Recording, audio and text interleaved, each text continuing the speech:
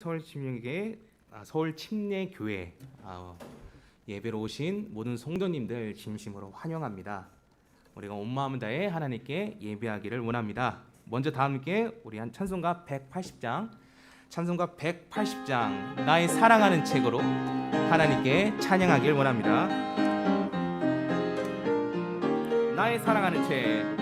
나의 사랑하는 책 뒤로 헤어졌으나 어머님의 무릎 위에 앉아서 재미있게 듣던 말 그때 일을 지금도 내가 잊지 않고 기억합니다.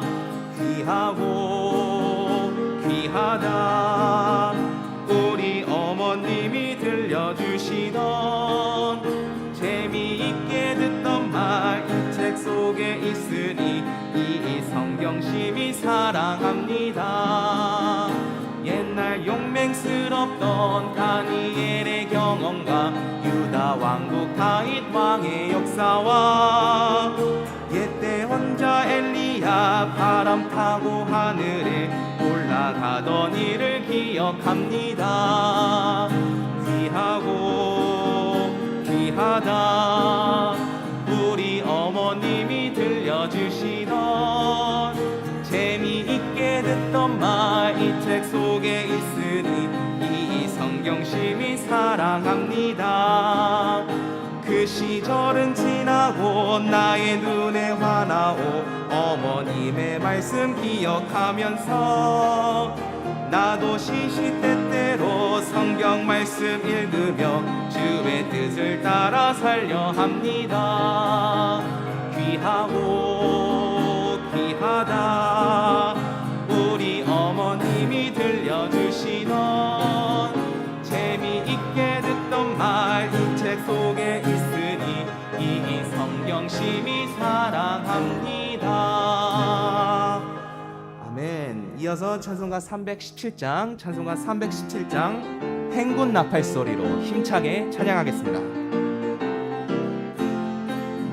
행군 나팔 소리로 주의 호령 났으니 십자가의 군기를 높이 들고 나가세 선한 싸움 다 싸우고 그의 왕관을 받았으리라. 선한 싸움 다 싸우고 그의 왕관을 새 예루살렘에서 면류관 아들이 저 요르단강 건너 우리 싸움 마치는 날 그의 왕관을 새 예루살렘에서 악한 마귀 권세를 모두 무찌르고서 승리하신 주님과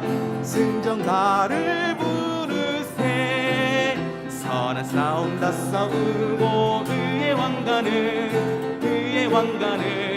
받았으리라. 선한 싸움 다 싸우고 그의 왕관을 새 예루살렘에서 그 왕관 아들이 저 요르단강 건너 우리 싸움 마치는 날 그의 왕관을 새 예루살렘에서 달려갈 길 다가고 싸움 모두 마친 후 주와 함께 기쁨을 용사들아 누리세 선한 싸움 다 싸우고 그의 왕관을 받았으리라. 선한 싸움 다 싸우고 그의 왕관을 새 예루살렘에서 그 왕관 아들이 저 요르단강 건너 우리 싸움 마치는 날 그의 왕관을 새 예루살렘에서. 아멘.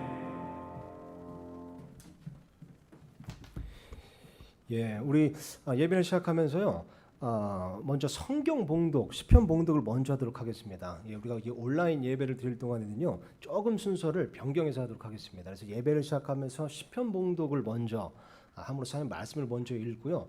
그리고 각자 기도하는 시간을 갖고, 그리고 대표기는 제가 설교 전에 한 번 더 할 것이기 때문에 각자 기도하는 시간 갖고 바로 찬양 부르고 그리고 제가 나와서 설교하는 것을 하겠습니다. 오늘 읽을 봉독할 말씀은요, 시편 138편입니다.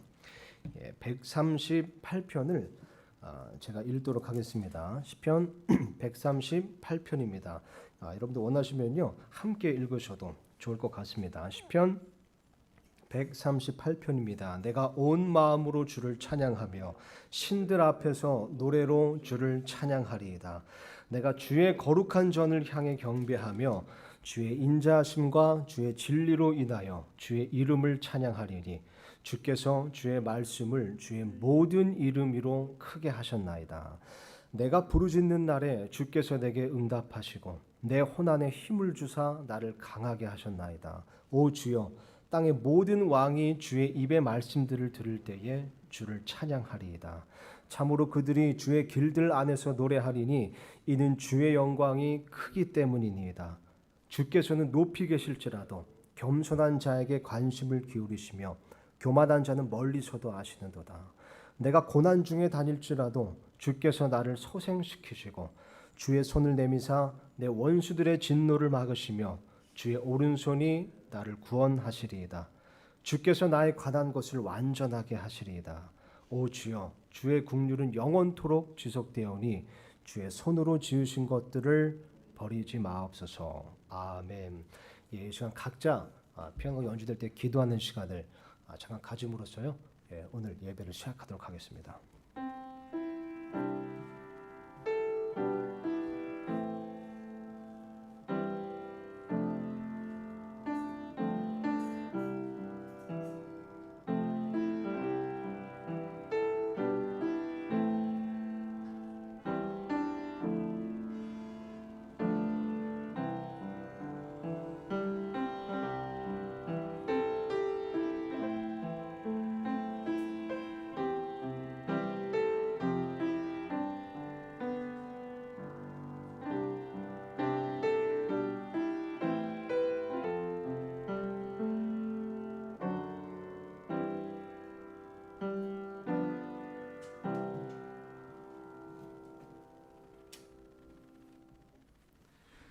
이어서 우리 다 함께 찬송가 365장, 찬송가 365장 주 안에 있는 나에게 다 함께 찬양하겠습니다. 365장입니다. 주 안에 있는 나에게.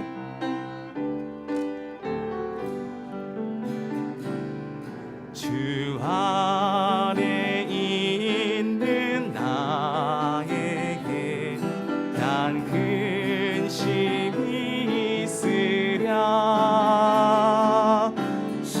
십자가 밑에 나가 내 짐을 풀었네. 큰 두려움이 변하여 큰 두려움이 변하여 내 기도 되었고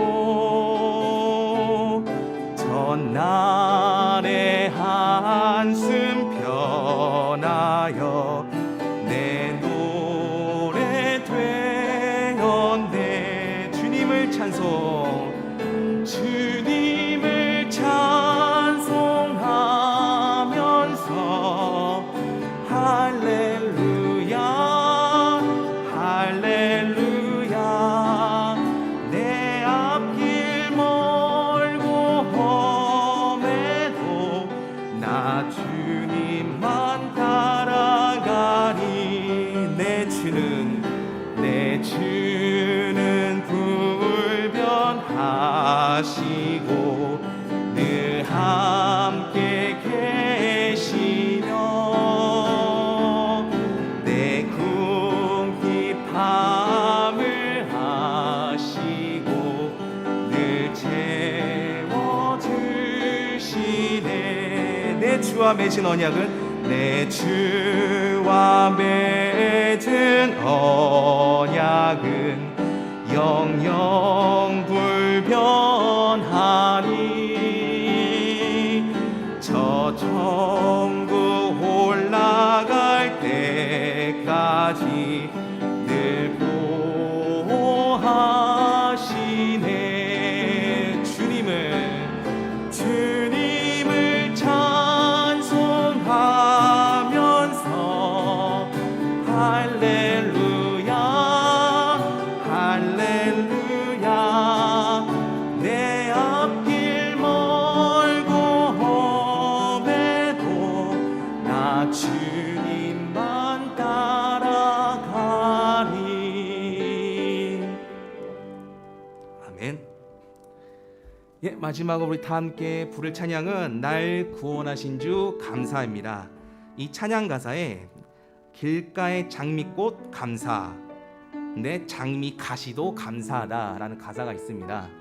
우리가 예배 드릴 때 함께 모이지 못하지만 그래도 이렇게 온라인이라도 마음으로는 하나가 되어서 하나님께 예배 드리는 것에 대해서 감사드린다면 우리 하나님께서 함께 해주실 거라고 믿습니다. 그래서 항상 뭐든지 좋은 거든 나쁜 거든 안 좋은 거든 항상 하나님께 감사하는 마음을 갖고 이 찬양을 부르길 원합니다. 다 함께 날 구원하신 주 감사 찬양할 텐데요. 우리가 천천히 마치 음식을 천천히 먹으면서 음미하듯이 이 찬양을 천천히 한번 불러보겠습니다. 날 구원하신 주, 날 구원하신 주 감사, 모든 것 주님 감사, 지난 추억이 내 감사, 주 내 곁에 계시네. 향기로운 봄철의 감사, 외로운 가을 날 감사, 사라진 눈물도 감사, 나의 영혼 평안해. 응답하신 기도 감사, 거절하신 것 감사, 헤쳐나온 풍랑 감사, 모든 것 채우시네.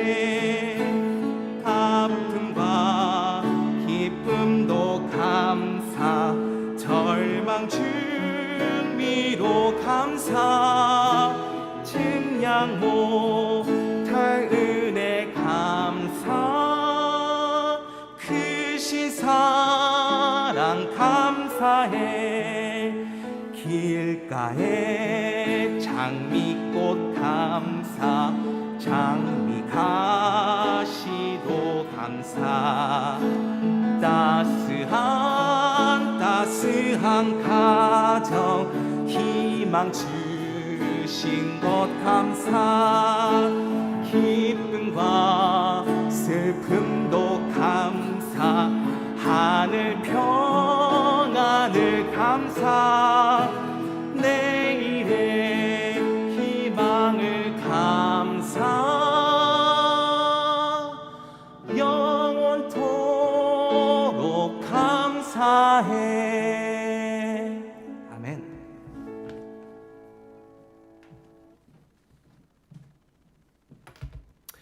예, 참 이 찬양 이 부를 때마다요. 뭐 여러분도 그러실지 모르겠지만 특히 이제 기억에 남는 가사가 날 구원하신 주 감사 요거하고 그 길가에 장미꽃 감사, 장미꽃 가시도 감사. 왠지 모르게 이 가사가 좀 기억에 많이 남습니다. 이 장미꽃으로 인해 감사하는 것은요, 사실 모든 사람들이 할 수 있는 겁니다. 심지어 세상 사람들도 할 수 있는 겁니다. 근데 장미꽃 가시에도 감사할 수 있는 것은요, 진짜 믿음을 소유한 사람만 할 수 있는 겁니다. 장미꽃 가시도 감사. 여러분 오늘 함께 보실 말씀은요, 요한계시록 2장 말씀입니다. 요한계시록 2장 12절에서 17절을 본문 말씀으로 설교하도록 하겠습니다. 12절부터 17절을 제가 읽겠습니다.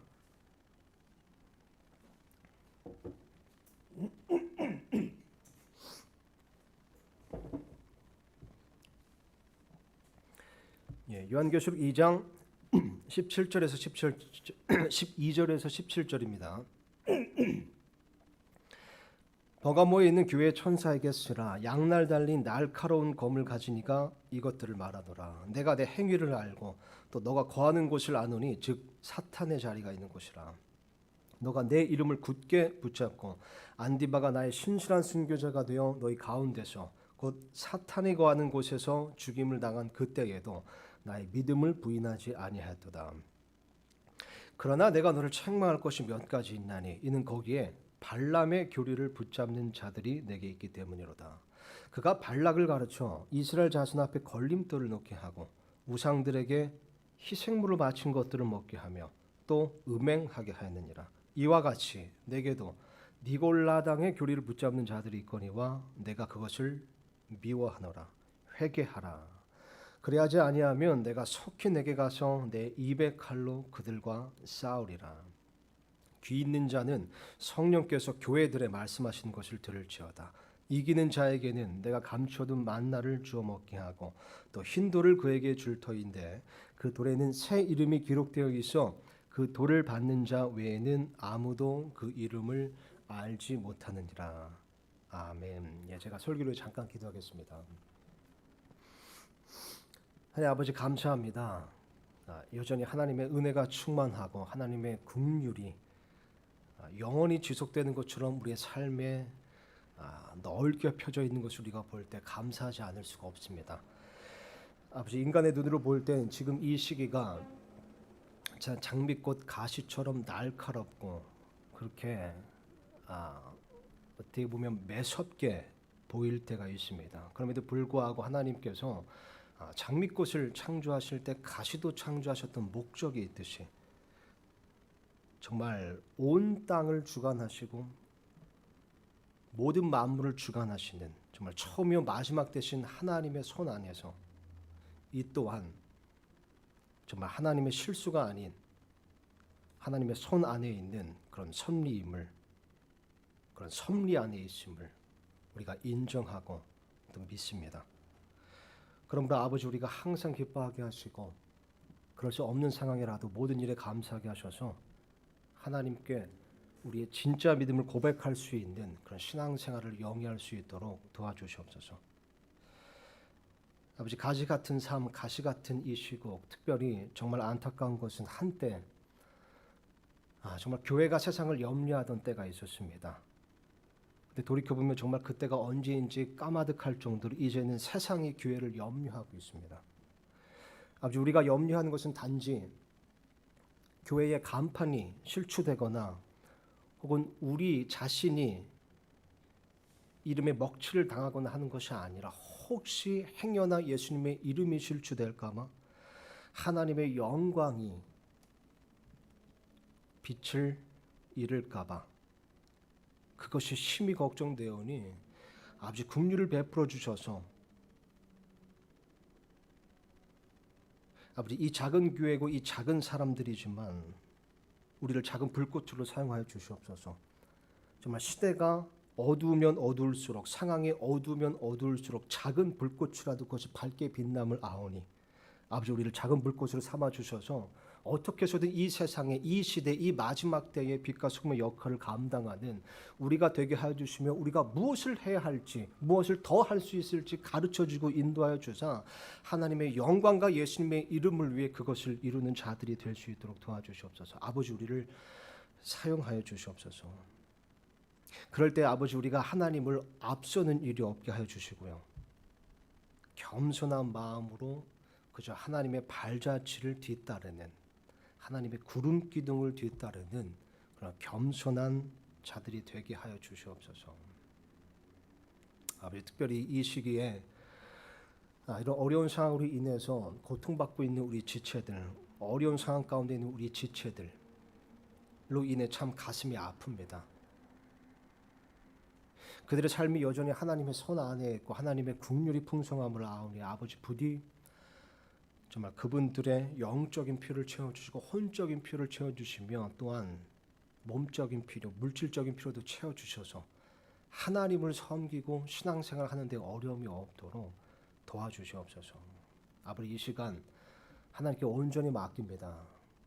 아버지의 영광을 위하여 사용하여 주시옵시고, 늘 기도하는 것처럼 사람의 사적인 생각이 이 설교 안에 묻어나지 않도록 도와주시옵소서. 온전히 하나님의 말씀을 성도들과 나눌 때에 하나님의 그 순수한 진리의 말씀만이 우리의 생각과 마음속에 박혀서, 그리고 심겨서 하나님의 영광을 위해 많은 열매를 맺는 아버지 그런 귀한 역사의 기회로 사용하여 주시옵소서. 아버지, 이 시간 예수님의 이름으로 간구하오니 우리 모두를 성령으로 충만케 하여 주실 것을 간곡히 부탁드립니다. 사랑합니다. 아멘. 오늘은요, 이 요한계시록에 나오는 소아시아 7교회 중에서 버가모 교회에 대해서 살펴보겠습니다. 방금 읽었던 이 본 말씀 요한계시록 2장 12절에서 17절에 나오는 내용인데요. 소위 말해 이 버가모 교회에게 주시는 예수님의 평가서라고 볼 수 있습니다. 예수님께서 직접 이 버가모 교회를 평가하시는 겁니다. 자, 12절을 제가 다시 읽겠습니다. 버가모에 있는 교회 천사에게 쓰라. 양날 달린 날카로운 검을 가진 이가 이것들을 말하노라. 보면 이 7교회에게 주시는 이 평가서를 보면, 혹은 서신서를 보면, 예수님의 서신서를 보면 항상 그 패턴이 같습니다. 처음에는 예수님께서 그 각 교회에게 자신에 대해서, 당신에 대해서 소개를 하십니다. 근데 이 버가모 교회에게는요, 예수님께서 당신에 대해서 이렇게 소개하십니다. 양날 달린 날카로운 검을 가지니. 그죠? 우리가 예전에 살펴봤던 이 서머나 교회에게 자신을 소개하실 때는 뭐라고 하셨죠? 처음이요 마지막이니 죽었다가 살아있는 이가 말하노라. 어떻게 보면 이 위로의 뉘앙스가 있잖아요. 근데 이 버가모 교회에게 자신을 소개하실 때는 뭔가 위로의 뉘앙스가 아니라 경고의 뉘앙스가 있습니다. 그죠? 경고의 뉘앙스. 양날 달린 날카로운 검을 가진 이가 이것들을 말하노라. 보니까 예수님께서 지금 뭔가 엄중하게 이 교회를 책망하실 게 있다는 겁니다. 자, 근데 바로 다음 구절 13절을 보니까요, 역시 칭찬부터 하십니다. 요것도 공통된 패턴이죠. 그죠? 예수님께서 책망하시기 전에 먼저 칭찬을 하십니다. 그죠? 칭찬을 먼저 하시고 책망을 하시는 거죠. 어쨌든 중요한 것은 예수님께서 칭찬과 책망을 이렇게 구분해서 하셨다는 겁니다. 그러니까 칭찬하실 것은 칭찬하고 책망하실 것은 책망하셨다는 거죠. 보니까 여러분, 이 책망과 칭찬이 서로 상쇄되지가 않습니다. 우리는 가끔 이렇게 생각할 수도 있습니다. 내가 물론 이런 부분에 있어서는 지금 잘못하고 있지만 그래도 내가 이 부분에 있어서는 많이 잘하고 있으니까 요게 내 잘못한 거하고 좀 상쇄되지 않을까. 내가 요 부분에서 내가 참 잘하고 있으니까 요런 잘못된 오류 잘못에 대해서는 좀 눈 감아 주시지 않을까. 예수님께서 나를 평균적으로 이렇게 평가하시지 않을까. 근데 보니까 그렇지 않습니다. 예수님께서 칭찬하실 것은 칭찬하시고 책망하실 것은 책망하시는 겁니다. 서로 상쇄되는 게 아니라는 거죠. 버가모 교회도요, 칭찬과 책망을 구분하셨습니다. 먼저 칭찬을 하십니다. 13절 보니까 이렇게 쓰여 있습니다. 제가 다시 읽겠습니다. 내가 내 행위를 알고 또 너가 거하는 곳을 아노니. 내가 내 행위를 알고. 역시 버가모 교회 성도들에게도 행위를 칭찬하시죠. 단지 지식이 아니라, 그죠? 혹은 행위 없는 믿음이 아니라 행위를 칭찬하시는 겁니다. 우리가 그리스도의 심판 속에서 판단받을 중요한 것은 우리의 행위인 겁니다. 계속해서 읽겠습니다. 내가 내 행위를 알고 또 너가 거하는 곳을 아노니, 즉 사탄의 자리가 있는 것이라. 너가 내 이름을 굳게 잡고 안디바가 나의 신실한 순교자가 되어 너희 가운데서 사탄이 거하는 곳에서 죽임을 당한 그때에도 나의 믿음을 부인하지 아니하였도다. 이런 보니까요, 예수님께서 이 에베소 교회도 행위를 칭찬하셨고요, 서번학 교회도 행위를 칭찬하셨습니다. 근데 우리가 예전에 살펴봤지만요, 그 행위가 다 같은 행위긴 한데 약간 좀 특별한 행위들이었습니다. 예를 들면 에베소 교회 같은 경우는 이 데살로니가서하고 비교해 봤을 때 에베소 교회 성도들의 믿음은, 다시 행위는 믿음의 행위였죠. 그리고 서문학교의 성도들의 행위는 조금 특별한, 조금 다른 행위로서 환난과 궁핍 가운데서도 행한 행위였습니다. 그죠? 환난이 극심하고 궁핍이 극심했는데도 행위가 있었던 그런 행위였던 겁니다. 그리고 지금 보니까요, 이 버가모 교회 성도들의 행위도 조금 특별한 행위입니다. 그죠? 13절 말씀을 다시 보시면요, 예수님께서 이 버가모 교회가 있었던 이 버가모 도시에 대해서 두 번이나 이렇게 언급하십니다.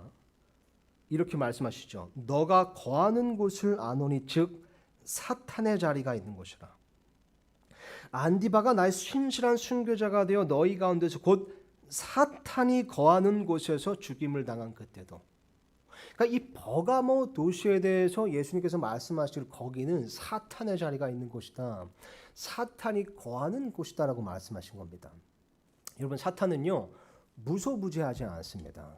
하나님께서는 무소부재하신 분이고 어디에나 편재하시지만 사탄은 그렇지 않습니다. 공간의 제약을 받습니다. 그래서 복음서에 보면 예수님께서 마귀들을 내쫓으실 때 사탄이 하늘로부터 번개같이 떨어졌잖아요. 그러니까 예수님께서 마귀들을 쫓아내시니까 이게 무슨 일이야 하고 하늘에 막 이렇게 돌아다니다가 번개같이 땅으로 떨어진 겁니다. 그러니까 이 사탄은 공간의 제약을 받습니다. 동시에 우리나라에도 있고 미국에도 있고 일본에도 있고 중국에도 이렇게 할 수가 없는 겁니다. 그죠? 그래서 이 예전부터 사탄은요, 그게 뭐 바빌론이든지 뭐 두로든지 뭐 바티칸이든지, 그죠? 어디든지 항상 자신의 이 은신처로 삼는 곳이 있었다는 겁니다. 그러니까 자신의 본부, 사령부로 삼는 것, 쉽게 말하면 그의 뭐랄까 이 가장 좋아하는 자리가 있었다는 거죠. 사탄의 아지트로 삼는 곳이 있었다는 겁니다. 그리고 보니까요, 이 시대 때는 바로 버가모 도시가 그 사탄의 자리들 중 하나였던 겁니다. 사탄이 물리적으로 실제적으로 거하던 곳이 그 아지트들 중 하나가 바로 이 버가모 도시였던 겁니다. 그러면 그 많고 많은 도시 중에 왜 버가모 도시였을까요? 왜 사탄이 굳이 버가모에 돗자리를 폈을까요? 여러분, 지도를 잠깐 보겠습니다. 지도 보면요, 여기가 버가모입니다. 밑에 에베소, 그 위에 서머나, 그 위에 버가모가 있습니다. 우리가 에베소 교회에 대해서 다룰 때 이제 살펴봤지만 에베소 도시는 이 무역 도시이고 상업 도시이고 그리고 항구 도시였습니다. 반면에 이 버가모 도시는요, 이 행정, 정치, 문화가 중심인 이 소아시아에서 수도 역할을 하는 도시였습니다. 그러니까 쉽게 말하면 이 에베소 도시는 마치 미국의 뉴욕 같은 도시였다면 이 버가모 도시는 워싱턴 같은 도시였습니다. 그죠? 그러다 보니까 이 버가모 도시는 이 로마 정부에서 이제 인정한 나름의 그 자치권, 재판권, 행정권 이런 걸 갖고 있었어요. 그러니까 이 로마에게 굉장히 큰 호의를 입은 도시였죠. 그러다 보니까 당연히 로마에게 굉장히 호의적인 도시였고요. 그러다 보니까 또 당연히 황제 숭배, 그러니까 로마 황제 숭배의 중심지기도 했습니다.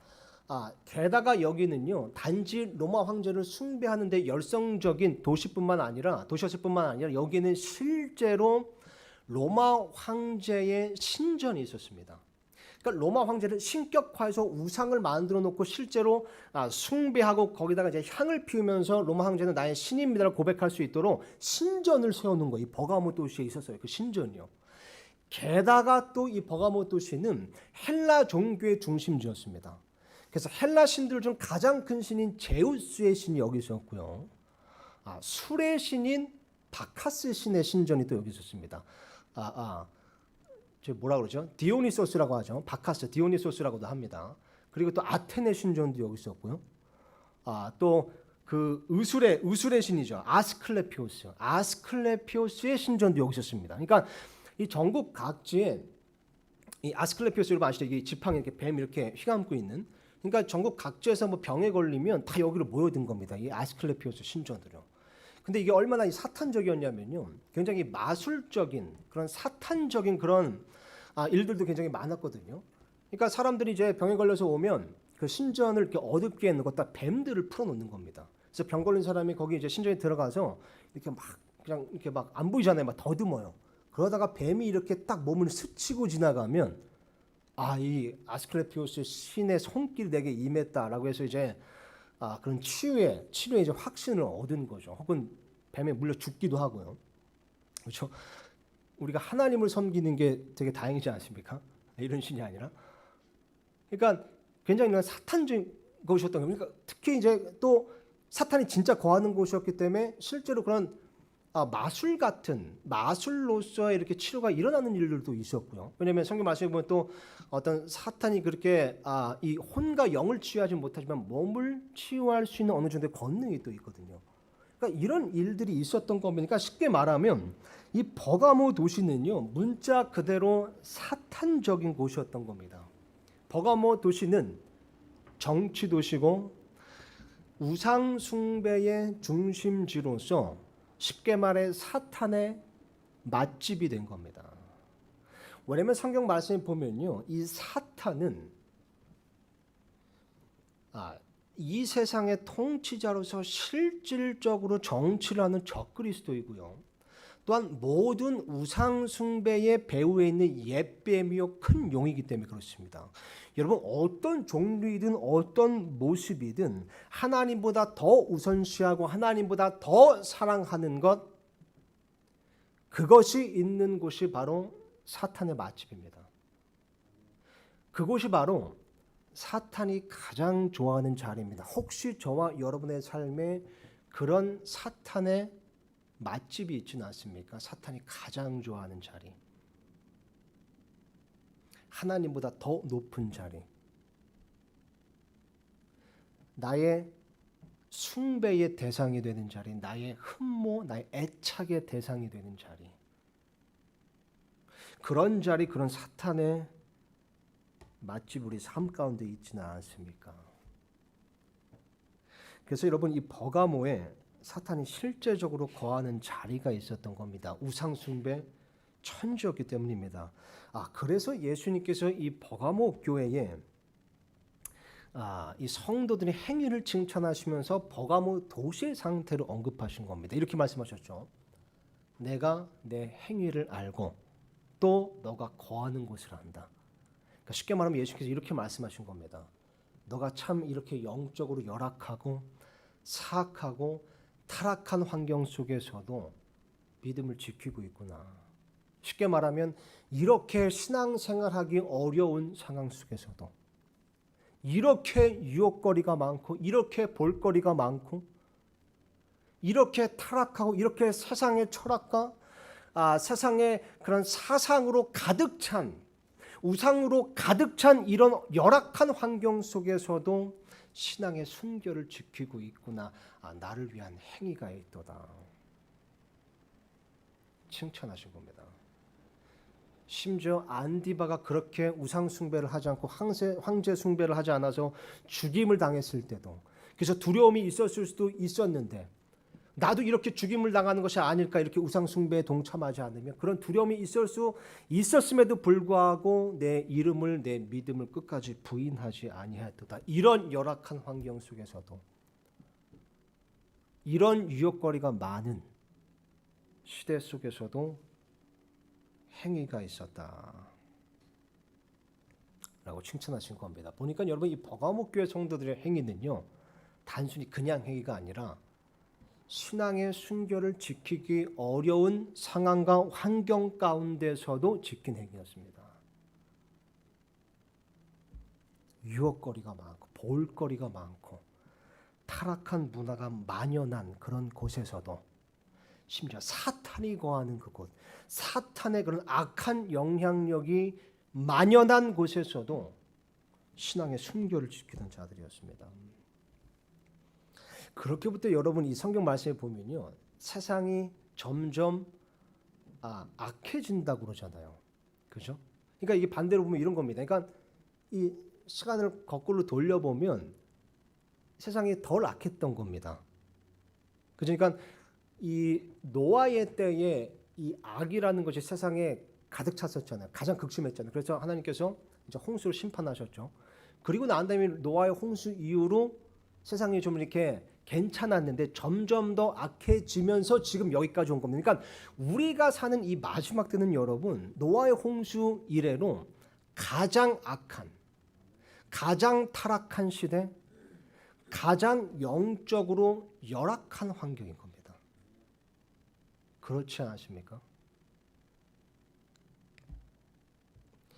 그렇기 때문에 여러분, 우리가 이런 환경, 이런 시대 가운데서도 그리스도의 신부로서 신앙의 순결을 지킨다면요, 여러분, 그 행위는 그 어느 시대 행위보다도 예수님께서 특별하게 칭찬하실 겁니다. 특별하게요. 물론 우리가 여러분 뭐 다른 시대 성도들처럼 혹은 현재 다른 나라에 있는 성도들처럼 그렇게 순교를 당하고 직접적으로 핍박을 당함으로써 하나님께 영광을 돌리지는 못합니다. 우리나라에 사는 우리 성도 우리들은요. 그럼에도 불구하고 그 어느 시대 어느 나라보다 이렇게 세속적인 문명이 발달한 이곳, 그래서 영적으로 타락하고 사악하고 열악한 그런 환경 속에 살면서도 우리가 우리의 행위를 지키고 우리의 믿음을 지키고 우리의 다시 순교를 지킨다면요, 이 또한 하나님께 순교 못지않은 영광이 될 줄로 믿습니다. 게다가 사실 또 보면 우리 중에 또 어떤 분들은 특별히 더 열악한 환경 속에 있으시잖아요. 그런 환경 속에서 일하시는 분들, 그러니까 직업 자체가, 그죠? 이 일하는 그런 직업 환경 자체가 굉장히 이 세상적으로 타락한 환경 속에서 일하시는 분들이 있습니다. 그러니까 정말 어떤 이 세상의 그런 세속적인 부패와 그런 폐단과 그런 타락한 문화와 이 직접적으로 마주하면서 직장 생활을 하시는 분들, 그런 분들이 있잖아요. 우리 대학생들도 마찬가지입니다. 물론 모든 대학생들 다 싸잡아 얘기하는 건 아니지만 이 대학의 문화가 굉장히 문란합니다. 군대도 마찬가지죠. 우리 교회도 군대 가 있는 청년들이 몇 명 있는데 저도 군대 다녔지만 끔찍하게 문란합니다. 끔찍하게 문란합니다. 저 입에 담기조차 힘들 정도로, 저는요 이 초등학교 때부터 저 때만 해도 저희 부모님은 제 이 졸업식에 한 번도 오신 적이 없어요. 초등학교, 중학교, 고등학교, 대학교, 대학원 어떤 졸업식에도 오신 적이 없습니다. 제가 초등학교 졸업식에도 오지 말라고 했거든요. 왜냐하면 저희 어머니가 초등학교인데 초등학교 졸업식에 왔다가 그런 문란한 우리의 그런 모습을 보고 거품을 물고 쓰러지실까 봐 제가 졸업식에도 오지 못하겠어요. 학교에 오는 걸 너무 싫어했어요. 그때만 해도 굉장히 문란했습니다. 지금 더 얼마나 문란하고 타락했겠습니까? 그러니까 참 우리 이 다음 세대 이 자녀들 크리스천들을 보면 참 불쌍합니다. 참 열악한, 영적으로 열악하고 타락하고 사악한 그런 시대, 그런 환경 속에 살고 있는 겁니다. 근데 여러분, 예수님께서 원하시는 것은요, 우리의 이런 영적으로 열악한 환경을 우리의 영적 침체의 핑계거리로 삼기를 원치 않으십니다. 오히려 이런 열악한 환경을 예수님께 우리의 진짜 믿음을 보여드릴 수 있는 기회로 삼길 원하시는 겁니다. 그죠?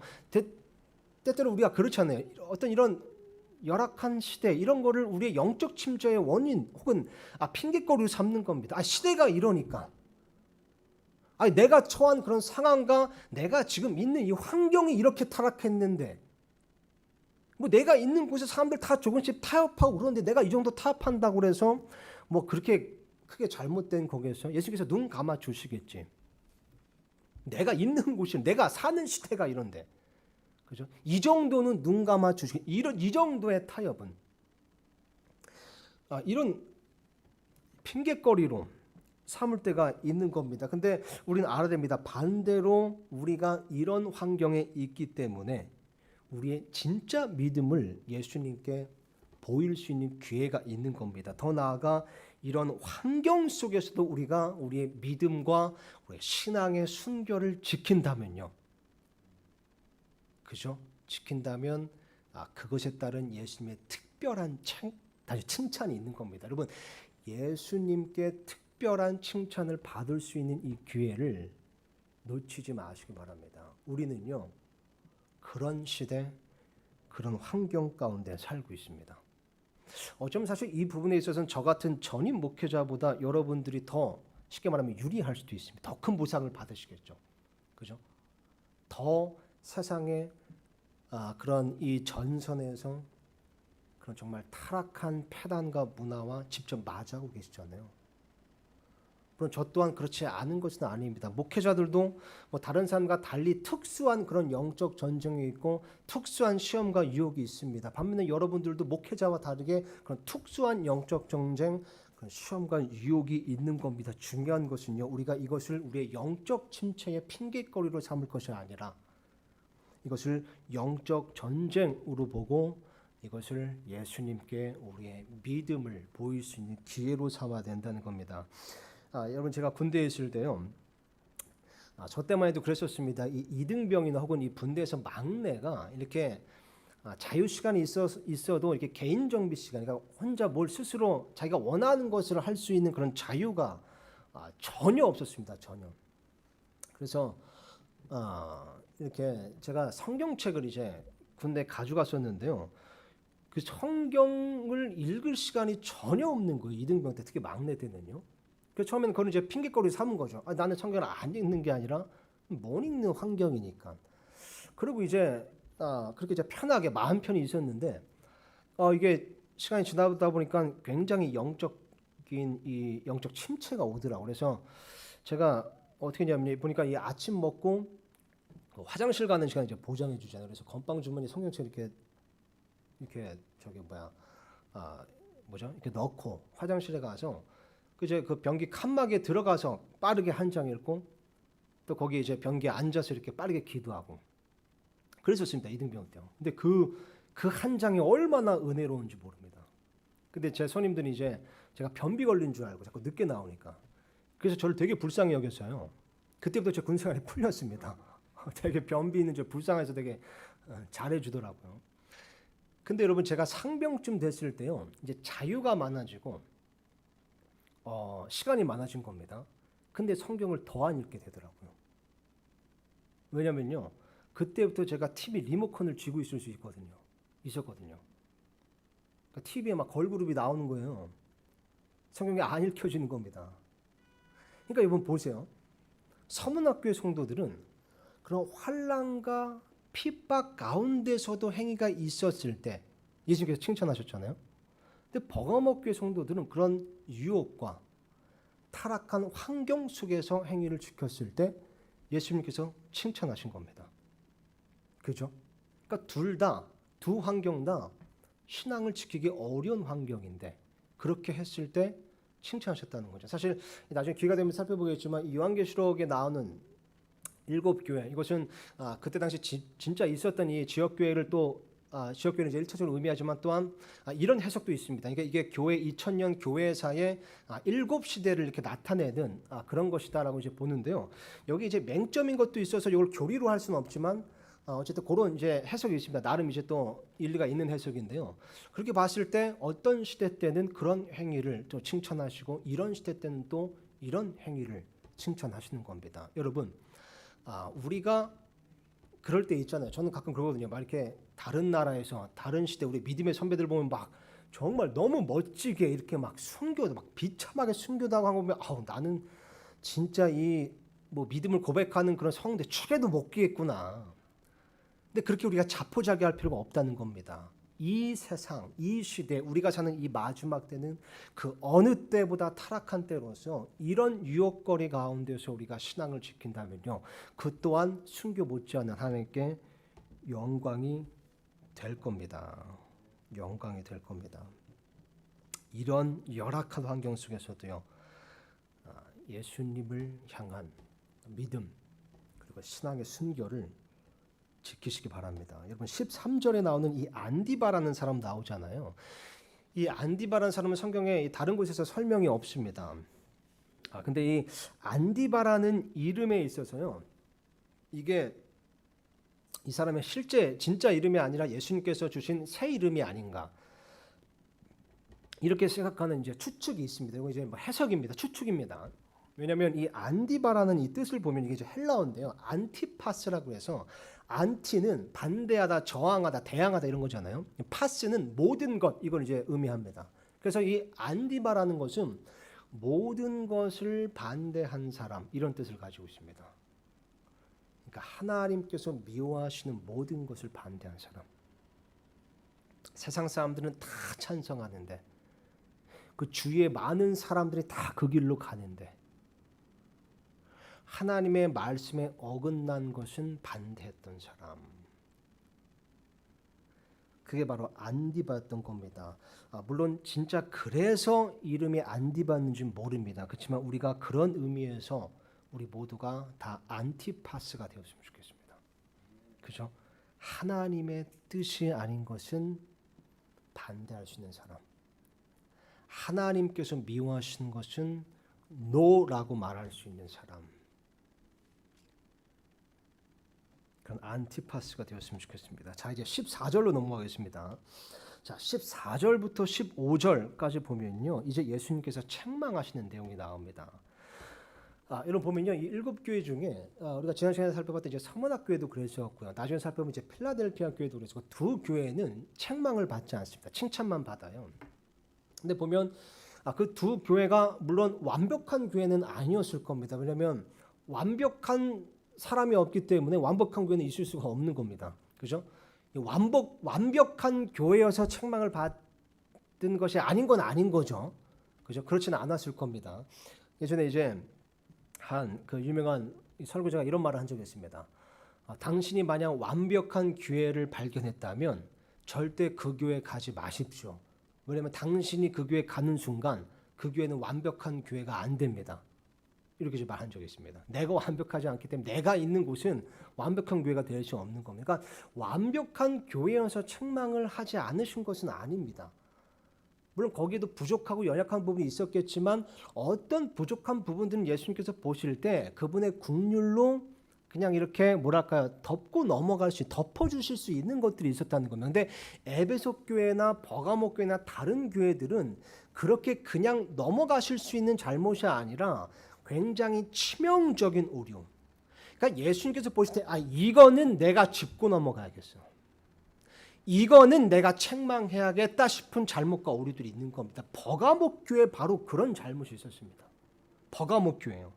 두 가지가 나오는데요. 하나는 발람의 교리고 하나는 니골라당의 교리입니다. 14절 15절 보면 이렇게 쓰여있죠. 그러나 내가 너를 책망할 것이 몇 가지 있나니 이는 거기에 발람의 교리를 붙잡는 자들이 내게 있기 때문이로다. 그가 발락을 가르쳐 이스라엘 자손 앞에 걸림돌을 놓게 하고 우상들에게 희생물로 바친 것들을 먹게 하며 또 음행하게 하느니라. 이와 같이 내게도 니골라당의 교리를 붙잡는 자들이 있거니와 내가 그것을 미워하느라. 이 두 가지를 통해서 잠깐만 짚고 넘어갈 것은요, 여러분 보니까 이 버가모 교회 전체가 지금 발람의 교리를 붙든 것은 아니었습니다. 그죠?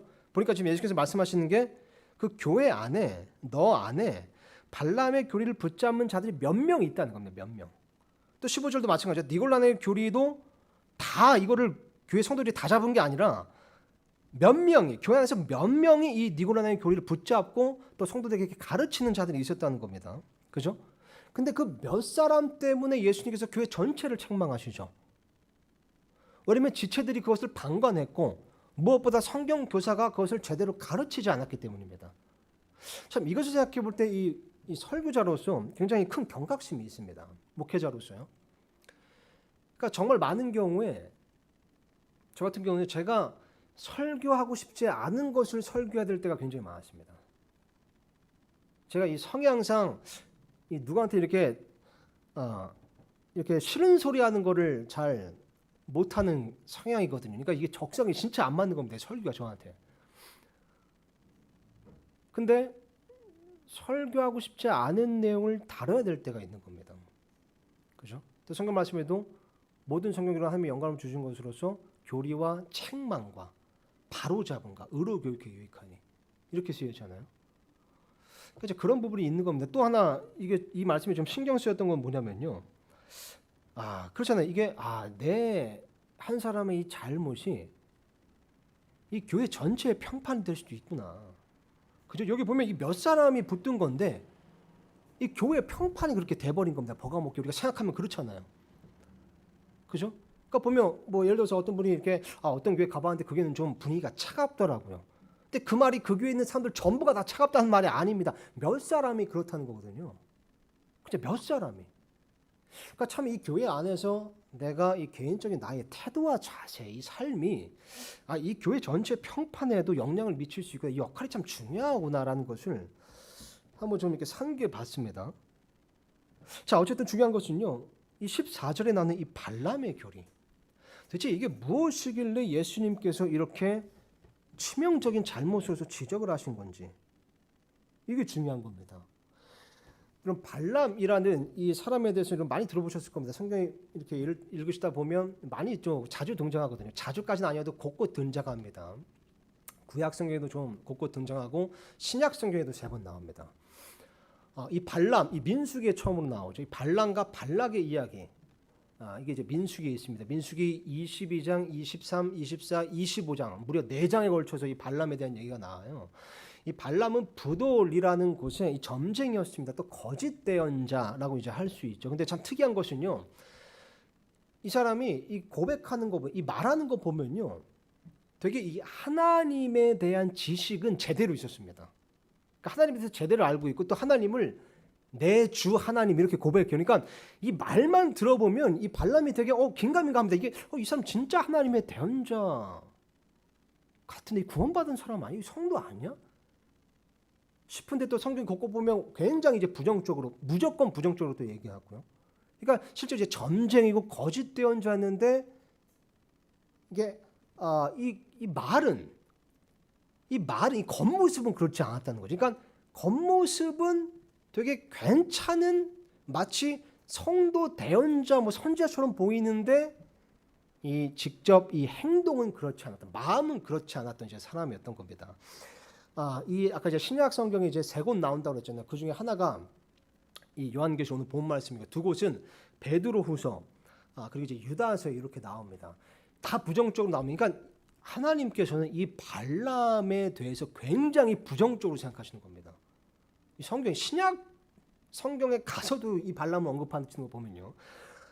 이 베드로서 유다서 말씀 제가 화면에 띄워놨는데요. 이것을 뭐 시간상 뭐 강의할 수는 없고요. 그냥 쭉 읽어보고 넘어가겠습니다. 한번 읽어보겠습니다. 그리고 발람의 교리에 대해서 한번 설명해드리겠습니다. 일단 한번 이 문맥을 한번 보시죠. 베드로서 2장인데요. 9절부터 16절 약간 길지만 제가 좀 빠르게 읽겠습니다. 문맥이 이렇습니다. 주께서 하나님을 따르는 자들은 시험들에서 건지실 줄 알고 또 불의한 자들은 심판의 날까지 예비해 두사 벌할 줄 아시되 특별히 부정한 정욕에 빠져 육체를 따라 걸으며 행정권을 멸시하는 자들을 아시느니라. 그들은 염치가 없고 자기 뜻대로 행하며 두려운 줄도 모르고 위험 있는 자들을 비방하거니와 더 큰 권능과 힘을 가진 천사들도 주 앞에서 그들을 대적하여 욕설로 비난하지 아니하느니라. 그러나 이들은 잡혀서 죽게 만들어진 짐승들 곧 본래 이성이 없는 짐승들 같아서 자기들이 깨닫지 못하는 것들을 비방하므로 자기들의 부패 속에서 철저히 멸망을 당하며 대낮에 방탕하는 것을 낙으로 여김으로 불의의 대가를 받으리라. 그들이 너희와 함께 잔치를 할 때에 자기들의 속임수로 즐기니 그들은 점과 흠이요 또 간음으로 가득한 눈을 가지고 죄를 그칠 줄 모르며 불안정한 혼들을 속이니 그들은 곧 탐내는 습관으로 마음을 단련시킨 자들이요 저주받은 자식들이라. 그들이 바른 길을 저버리고 보솔의 아들 발람의 길을 따르며 길을 잃었도다. 그는 불의의 삭슬 사랑하였으나 자기의 불법으로 인해 책망을 받았으니 곧 말 못하는 나귀가 사람의 음성으로 말하여 그 대언자의 미친 것을 막았느니라. 자, 유다서 보면 또 이렇게 쓰여 있습니다. 1장 8절에서 11절인데요. 또 그와 마찬가지로 이 추악한 꿈꾸는 자들도 육체를 더럽히고 통치권을 멸시하며 위험 있는 자들을 비방하는도다. 그러나 천사장 미가엘도 모세의 몸에 대하여 마귀와 다투며 논쟁할 때 감히 그에게 욕설로 비난하지 아니하고 다만 이르되 주께서 너를 꾸짖으시기를 원하노라 하였느니라. 그러나 이들은 자기들이 알지 못하는 그것들을 비방하고 또 이성 없는 짐승들 같이 자기들이 본능으로 아는 것 즉 그것들로 인하여 스스로를 부패시키느니라. 그들에게 화가 있을지어다. 그들이 가인의 길로 갔으며 대가를 바라고 발람의 잘못을 따라 탐욕을 내며 달려갔고 고라의 반역 가운데서 멸망하였다. 그러니까 베드로서, 유다서 이 기록자도 물론 하나님의 영감으로 기록된 것이지만 기록자도 다른데 이 공통된 내용이 또 있죠. 그죠? 근데 이제 이 사실 발람의 교회에 대해서 얘기하려면 굉장히 다룰 게 많습니다. 근데 오늘 시간상 이제 오늘 본문 말씀에 나온 부분만 좀 다룰 텐데요. 2장 14절 다시 보면 이렇게 되어 있습니다. 발람이 그가 발락을 가르쳐 이스라엘 자손 앞에 걸림돌을 놓게 하고 우상들에게 희생물로 바친 것을 먹게 하며 또 음행하게 하는. 그러니까 이 방금 읽은 이 세 대목을 보면 굉장히 부정적입니다. 이 발람에 대해서요. 도대체 발람에게 무슨 일이 있었던 걸까요? 여러분 이 발람 이야기 물론 잘 아시는 분들이 많을 겁니다. 이 민수기 말씀에 보면요. 22장에 걸쳐서 22장 그리고 25장까지 이제 해서 이런 내용이 나옵니다. 이스라엘 백성이 이집트에 나와서 이제 광야에서 한 40년 동안 방황하다가 가나안 땅으로 이제 가고 있었습니다. 그러다가 이제 아모리 족속 이렇게 그들 몰아내고 그리고 나왔는데 그 다음에 이제 모압 족속인 거예요. 그러니까 모압 족속이 딱 봤을 때 이스라엘 백성이 아모리 족속을 몰아내고 오거든요. 그러니까 그때 당시 모압 족속의 왕이 발락이었습니다. 발람이 아니라 발락. 근데 발락이 딱 이스라엘 백성을 보니까 두려움이 확 든 겁니다. 아모리 족속도 몰아냈어? 야, 우리도 이거 꼼짝없이 당하겠구나. 그래서 부돌에 있었던 유능한 점쟁이를 찾아가는 겁니다. 그가 바로 발람이죠. 자신의 신하들을 보내서 뇌물과 함께 이제 보냈습니다. 그래서 이제 얘기하는 겁니다. 나에게로 와라. 발락이 이제 말하는 겁니다. 나에게로 와라, 발람. 그래서 나를 위해서, 우리를 위해서 이스라엘 백성을 저주해 줘라. 이렇게 이제 얘기를 한 겁니다. 굉장히 이 사람이 어떤 그런 마술적인 또 힘이 있었나 봐요. 굉장히 점을 잘 치는 그런 사람이었던 거죠. 어떤 그런 대언까지도 할 수 있었던 사람인가 봐요. 저주해줘라. 그러면 내가 너에게 부와 명예로 보상해주고 너를 높여주고 존귀한 자로 만들어줄게. 쉽게 말하면 너를 인기쟁이로 만들어줄게. 이렇게 이제 얘기를 한 겁니다. 그랬을 때 이 발람의 마음이 뭐 구체적으로 이렇게 기록되어 있지는 않지만 이렇게 문맥을 보면 발람의 마음이 좀 혹했는데 그때 하나님께서 발람을 찾아오십니다. 그래서 말씀하시죠. 가지 마라. 발락에게 가지 마. 이스라엘 백성은 내가 복주는 백성이니 저주할 수 없다. 가지 마. 그래서 이제 발람이 말로는 그 신하들한테 말한 겁니다. 하나님이 가지 말래요. 여기까지는 좋습니다. 근데 또 이번엔 발락이 다시 뇌물을 가지고 보내서 이제 통치자들을 보낸 겁니다. 그래서 높은 사람들이 이제 찾아가서 제발 우리를 위해 이스라엘을 저주해 줘라. 부와 명예로 보상해 줄게. 그랬더니 이제 발람이 내가 하나님한테 한번 물어볼게요. 그때 이제 하나님이 이제 그 발람의 마음을 아신 겁니다. 그러니까 발람이 만약에 진짜 그 하나님 명령대로 하려고 했다면 왔을 때 쫓아냈을 거잖아요. 근데 그러거든요. 내가 물어볼 테니까 하루만 여기 내가 청하오니 여기 하루만 나하고 머무셔서 이러거든요. 그러니까 하나님 자기가 설득해 보겠다는 겁니다. 그러니까 하나님한테 이제 가서 또 이제 여쭈었을 때 하나님께서 이제 발람의 마음을 아시고 오케이 가긴 가는데 내가 시키는 말만 해. 너 멋대로 저주하지 말고. 이렇게 된 겁니다. 그래서 이제 이 발람이 그 신하들을 따라서 이제 발락에게 가고 있습니다. 근데 이제 마음은 그렇지 않죠. 내가 어떻게 해서든 이게 저주를 딱 이렇게 좀 하나님 몰래 해가지고 이 보상을 좀 받아야겠다. 그러니까 하나님께서 이제 그 마음을 보시고 마음에 안 드신 겁니다. 가라고 하셨음에도 불구하고.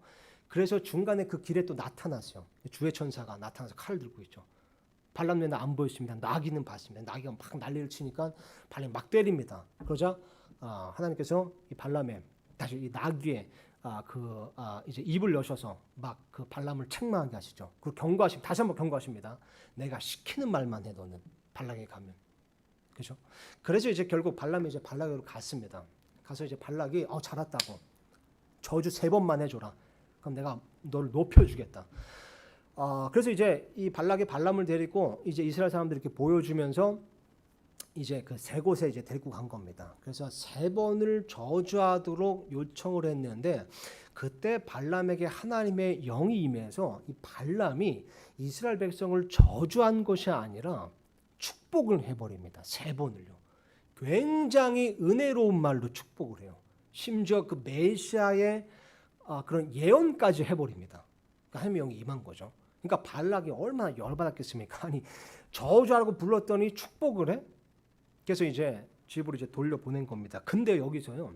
이렇게 하면 이제 해피엔딩인데 발람이 3번을 하나님의 영에서 축복을 하다가 이런 말을 하게 됩니다. 어떤 말을 하냐면요. 이스라엘 백성 안에는 불법이 없으므로 하나님께서 저주하지 아니하시느니라. 이런 말을 해요. 그러니까 거기서 발람이 힌트를 얻은 겁니다. 아, 이스라엘 안에 잘못이 없으니까 하나님께서 저주하실 수가 없구나. 그래서 나중에 이제 가면서 이제 민수기에 나오지 않지만 이 요한계시록 말씀과 비교해 보면 이제 알 수 있는 겁니다. 발람이 발락에게 조언을 하나 줍니다. 계략을 하나 줍니다. 그러니까 발락을 가르쳐 준 거죠. 우리가 이스라엘을 저주할 수 없으면 이스라엘이 스스로 저주를 받게 하면 됩니다. 혹은 하나님께서 그들을 직접 저주하게 만들면 됩니다. 그러면서 실제적으로 이런 조언을 주죠. 모압의 아름다운 여인들을 그들에게 보내서 그들과 섞이게 하소서. 그래서 발락의 그 조언을 듣고 이스라엘 앞에 걸림돌을 두는 겁니다. 모압의 여인들을 보내서 그들과 섞이게 하는 겁니다. 그들의 생각과 그들의 사상과 그들의 철학과 그들의 문화와 섞이게 만든 겁니다. 그랬을 때 어떤 일이 일어나냐면요. 이스라엘 백성이 이 모압 여인들하고 섞이고 혼합이 되니까 스스로 알아서 바알에게 절을 하고 바알에게 바친 음식을 먹고 우상 숭배를 하게 됩니다. 그래서 하나님께서 그 불법을 보시고 그 우상 숭배는 참지 못하시는, 그죠? 참을 수 없는 그런 하나님께 그건 가증한 죄잖아요. 그래서 하나님께서 재앙을 내리셔서 그 재앙으로 24,000명이 죽습니다. 이스라엘 안에서요. 근데 24,000명 굉장히 많은 숫자지만 사실 그때 당시 이스라엘 백성이 약 200만 명이었는데 200만 명에 비하면 24,000명이 그렇게 많은 수는 아닙니다. 그럼에도 불구하고 하나님께서는 그 작은 누룩조차도 허용하지 않으신 겁니다. 왜냐하면 작은 누룩이 온 덩어리를 뜨게 만들기 때문입니다. 여러분, 이게 바로 발람의 교리입니다. 혼합이라고 불리는 교리. 세상과의 타협이라고 불리는 교리. 세상과의 연합이라고 불리는 교리. 혼합 교리. 혼합의 교리. 이게 바로 발람의 교리인 겁니다. 그리고 버가목 교회에 바로 이런 발람의 교리를 붙드는 자들이 있었다는 겁니다. 여러분, 버가목 도시에는요, 또 특이하다기보다 이제 특수하게도 굉장히 큰 도서관이 있었습니다. 그러니까 알렉산드리아 다음으로 가장 큰 도서관. 그러니까 세상에서 이때 당시 가장 큰, 두 번째로 가장 큰 도서관이 이 버가못 도시에 있었습니다. 거기는 이 역사 기록에 따르면요, 20만 권의 책이 있었대요. 근데 20만 권의 책 중에 영적인 신앙 서적은 없었습니다. 거의 모든 책이 다 헬레니즘의 영향을 받은 그런 세상의 철학, 세상의 문화, 세상의 사상, 세상의 이념으로 가득 찬 그런 책들이 20만 권 있었습니다. 그리고 버가목 교회 성도들 중에 그것들에게 영향을 받아서 세속주의에 그리고 물질주의에 물든 자들이 있었다는 겁니다. 그러니까 적당히 세상과 타협하는 자들, 은근히 세상에 동화되는 자들, 하나님의 말씀과 세상의 철학, 세상의 문화, 세상의 이념, 세상의 사상과 하나님의 말씀을 섞는 자들, 제우스를 숭배하지는 않지만 로마 황제를 하지는 않지만 자본이라는 재물이라는 그런 만몬을 숭배하는 자들이 있었던 겁니다. 세속주의를 교회에 끌어들여오는 자들, 물질주의 만몬주의를 교회에 끌어들여오는 자들, 세상을 교회로 끌고 들어오는 자들이 있었던 겁니다. 발람의 교리를 붙잡는 자들이 이 버가목 교회에 있었던 겁니다. 세상을 교회에 끌어들여오는 자들. 그런 자들이 발람의 교리를 붙들면서 그 발람의 교리를 성도들에게 가르치고 성도들을 전염시켰던 겁니다. 여러분, 예수님께서는 결코 교회가 세상과 혼합되는 것을 원치 않으십니다. 교회가 세상에 동화되는 것을 원치 않으십니다. 연합하는 것을 원치 않으십니다. 교회가 다른 종교와 혼합되고 통합되는 것을 원치 않으십니다. 예수님께서는 결코 그리스도인이 세상과 같이 멍에를 매는 것을 원치 않으십니다. 세상과 함께 연합하고 세상과 섞이고 세상에 동화되는 것을 원치 않으십니다. 누구든지 세상을 교회로 끌고 오는 자라면 그 자는 발람의 교리를 붙잡는 자인 겁니다. 교리적으로 그렇고 성경적으로 그렇습니다. 여러분, 발람이라는 것은요, 히브리어입니다. 이 발람의 발이라는 것은 전염시키다, 삼키다라는 의미를 가지고 있고, 발람의 람이라는 것은 사람들, 백성들을 이제 의미하는 말입니다. 그러니까 발람이라는 것은 백성을, 사람들을 삼키는 자, 이런 뜻을 가지고 있습니다.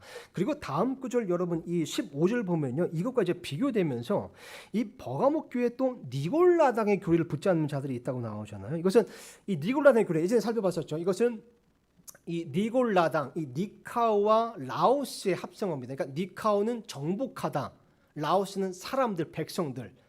그러니까 사람들을 정복하는 권위주의를 가지고 마치 로마 카톨릭처럼 그렇게 교황, 그리고 사제 이런 게 있어서 이 신도들을 이렇게 뭐랄까요, 이 군림하는 자들, 이런 걸 이제 얘기하는 거거든요. 그러니까 보면요, 이 발람은 이제 히브리어, 그리고 니골라당은 헬라어인데 이 두 개가 뜻으로 보면 동의어인 겁니다. 사람들을 삼키는 자들. 그러니까 이 버가목 교회는요, 두 종류의 사람들, 성도들을 삼키는 자들이 있었던 겁니다. 첫 번째 부류는 발람의 교리를 붙잡고 세속주의로 사람들을 삼키는 자들이 있었고, 또 다른 부류는 이 니골라당의 교리를 붙잡고 권위주의로 사람들을 삼키는 자들이 있었던 겁니다. 근데 이 두 부류의 두 교리 모두 예수님께서 미워하시고 질색하시는 이단 교리인 겁니다. 그래서 다음 구절 보면요, 예수님께서 이렇게 말씀하시죠. 16절 보니까요, 회개하라. 그리하지 아니하면 내가 속히 너에게 가서 내 입의 칼로 그들과 싸우리라. 보니까 아까 12절에서요, 예수님께서 가지고 계신 그 양날 달린 날카로운 검이라는 것은 바로 여기 16절에 나오는 예수님의 입에서 나오는 하나님의 말씀인 겁니다. 이게 요한계시록 1장에도 나오죠. 양날 달린 날카로운 검, 이것은 예수님의 입에서 나오는 하나님의 말씀인 겁니다. 그리고 예수님께서 지금 말씀하시기를 너희가 만약 회개하지 아니하면, 그들이 회개하지 아니하면 하나님의 말씀으로 직접 속히 그들에 가서 그들과 싸우겠다고 말씀하시는 겁니다. 왜냐하면 이단 교리는요, 여러분, 어떤 사람들에게는 인기가 있을지 모르지만 하나님의 말씀 앞에서는 입도 뻥끗하지 못하기 때문에 그렇습니다. 여러분, 어떤 사람이 어떤 종류의 교리를 붙들든지 하나님의 말씀으로 굉장히 냉철하게 비교해 보셔야 됩니다. 그냥 어설프게 하나님의 말씀에 끼워 맞추는 거죠. 너무 많거든요, 이런 교리들이. 어설프게 하나님의 말씀에 끼워 맞춰서 봐봐, 성경적인 근거가 있어, 우리가 주장해. 신천지도 그렇잖아요. 많은 교회들이 그렇습니다. 이단 교회들이요. 근데 하나님의 말씀과 굉장히 냉철하게 비교해보고 그 교리를 찔러봐야 되는 겁니다. 날카롭게요. 날카롭게. 크로스 체킹해 봤을 때 하나님의 말씀에 조금이라도 어긋난다면 붙잡지 말아야 됩니다. 여러분, 이단 교리에 대한 이 예수님의 두려운 경고의 말씀을 다시 한번 들어보시기 바랍니다. 회개하라. 그리하지 아니하면 내가 속히 너에게 가서 내 입의 칼로 그들과 싸우리라. 여러분, 이게 예수님께서 나한테 하는 말이라고 생각해 보세요. 너 그 발람의 교리 너 놓지 않으면 내가 속히 너에게 가서 내 입에 날카로운 양날 달린 검으로 너와 싸울 거다. 그건 내려놔.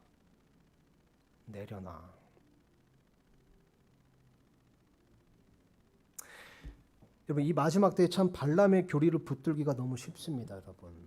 그렇지 않습니까? 좀만 방심하면 세속주의와 물질주의가 내 삶에 섞여 있는 것을 보게 됩니다. 내 생각과 내 마음 속에 물질주의와 세속주의가 스며들어 있습니다. 좀만 눈을 돌려보면 너무나 많은 교회들이 세상과 멍해를 같이 메고 있고 세상과 연합되어 있고 혼합되어 있습니다. 이 마지막 때 여러분, 우리는요, 이러한 발람의 교리를 각별히 주의해야 됩니다. 그리스도의 심판석 앞에 섰을 때 우리의 손에 이 발람의 교리, 니골라당의 교리가 붙들려 있지 않기를 간절히 소망합니다. 마지막 구절 17절입니다. 귀 있는 자는 성령께서 교회들에 말씀하시는 것을 들을지어다. 이기는 자에게는 내가 감춰둔 만나를 주어 먹게 하고 또 흰 돌을 그에게 줄 터인데 그 돌에는 새 이름이 기록되어 있어 그 돌을 받는 자 외에는 아무도 그 이름을 알지 못하느니라. 이 마지막 17절은 사실 이단들이 자주 인용하는 사실 이 왜곡하는 구절이죠. 예전에 이제 신천지에 대해서 다룰 때 이걸 이제 자세히 좀 살펴봤었는데 시간상 복습만 잠깐 하고 넘어갔습니다. 여러분 이기는 자 여기서 나오는 이기는 자는 성경 말씀에 보면 특히 이제 요한일서 말씀하고 비교해 보면 이제 1차적으로 예수님의 복음을 믿고 구원받은 성도들, 예수님의 복음을 믿은 자들, 그래서 구원받은 성도들을 이제 얘기하는 겁니다. 부차적으로는요. 또한 그런 이기는 자, 그런 구원받은 자들 가운데서 믿음의 경주를 행위로 이긴 자, 이것도 부차적으로 봤을 때 요 이기는 자에 해당하긴 합니다. 그리고 이제 감추어둔 만나를 주겠다라고 이제 말씀하셨을 때 감추어둔 만나는 예수님 당신을 뜻하는 겁니다. 그래서 성경 말씀에 보면 이 만나가 그쳤을 때 그 만나를 금 항아리에 두어서 그것을 언약궤 안에 감추어 두었죠. 언약궤 안에. 그리고 예수님께서 복음서에 보면 말씀하시기를 자신에 대해서 말씀하시기를 나는 하늘로부터 내려온 빵이다 이렇게 말씀하셨습니다. 그래서 감추어둔 만나 이것은 예수님 자신을 뜻하는 것이고요. 그렇게 이기는 자에게 예수님과 친밀하게 가깝게 교제할 수 있는 특권을 주시겠다 이렇게 이제 이해하시면 됩니다. 또 보니까 이제 힘돌 나오죠. 힘돌 예전에 한번 이제 살펴봤습니다. 힘돌은 역사적으로 볼 때 의인에게 주는 징표 혹은 챔피언에게 주는 징표입니다. 그렇죠? 그리고 이제 이 새 이름을 기록해 주신다 이런 말씀이 있는데 이제 이거는 구약 성경에 나오는 이제 몇 가지 이제 그런 사례처럼 하나님께서 우리에게 새 이름을 주시는 걸 수도 있고요. 아니면 요한계시록에 나오는 것처럼 이것은 예수님의 새 이름을 기록해서 주시는 걸 수도 있습니다. 그죠? 어쨌든 중요한 것은요, 이 구원받은 성도로서 이기는 자에게는 하나님의 왕국에 들어갈 수 있는 이제 특권을 주시는 것이고요. 그리고 이 더 나아가서 이제 믿음의 경주에서 이기는 자는 왕국을 단지 왕국에 들어가는 것이 아니라 왕국을 상속받을 수 있는, 즉 이 특별한 보상을 받는 영광이 있을 것이다. 이렇게 이제 말씀해 주시는 겁니다. 어떻습니까? 저와 여러분은 혹은 여러분은 예수님의 복음을 믿고 구원받은 이기는 자입니까? 그렇다면 저와 여러분은 더 나아가서 그 믿음의 경주를 이기고 있는 자입니까? 정말 이렇게 타락하고 영적으로 열악하고 사악한 유혹거리가 많은 이런 환경 속에서도 믿음의 경주를 이기는 자입니까? 이런 환경 가운데서도 발람의 교리를 붙들지 않고 혼합 교리를 붙들지 않고 세속주의, 물질주의, 만문주의 그런 것들을 붙들지 않고 그리스도의 순결한 신부로서 믿음의 경주를 이기는 자입니까? 이것을 이번 한 주간 좀 생각해 봤으면 좋겠습니다. 제가 이 시간 찬송가 하나 부르고요. 그러고 마치겠습니다. 우리 괜찮으면 우리 저기 지영자매 잠깐만 아까 반주 지영자매 잠깐만 좀 우리 좀 부탁드려도 될까요? 죄송합니다. 십자가의 길 순교자의 삶이란 찬양입니다. 이거 한 곡 같이 나누고요. 그리고 설교를 마치도록 하겠습니다.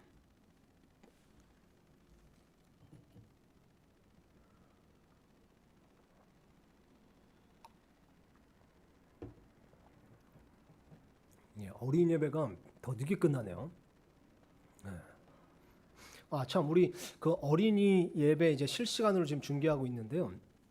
이번 주부터 이제 우리 그 애신원 아이들도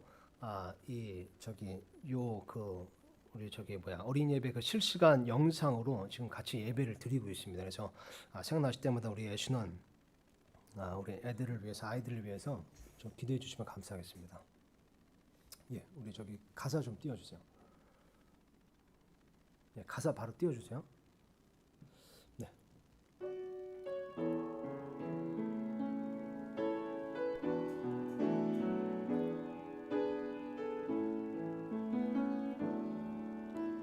내 마음의 주를 향한 사랑이 나의 말엔 주가 주신 진리로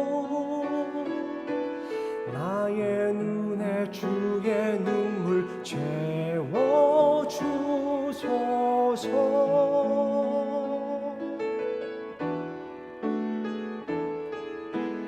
내 입술에 찬양의 향기가 두 손에는 주를 닮은 섬김이 나의 삶에 주의 흔적 남게 하소서.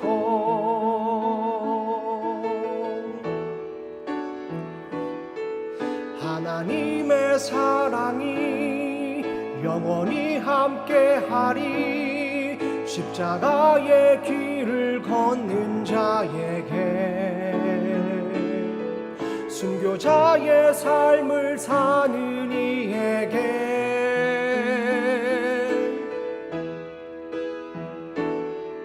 조롱하는 소리와 세상 유혹 속에도 주의 순결한 신부가 되리라. 내 생명 주님께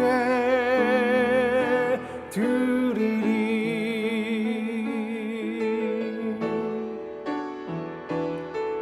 하나님의 사랑이 영원히 함께하리.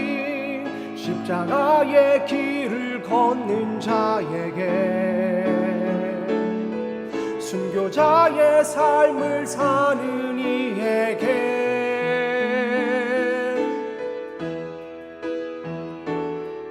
조롱하는 소리와 세상 유혹 속에도 주의 순결한 신부가 되리라.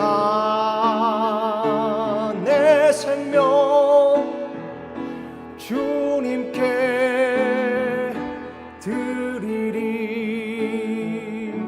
내 생명 주님께, 내 생명 주님께 드리리.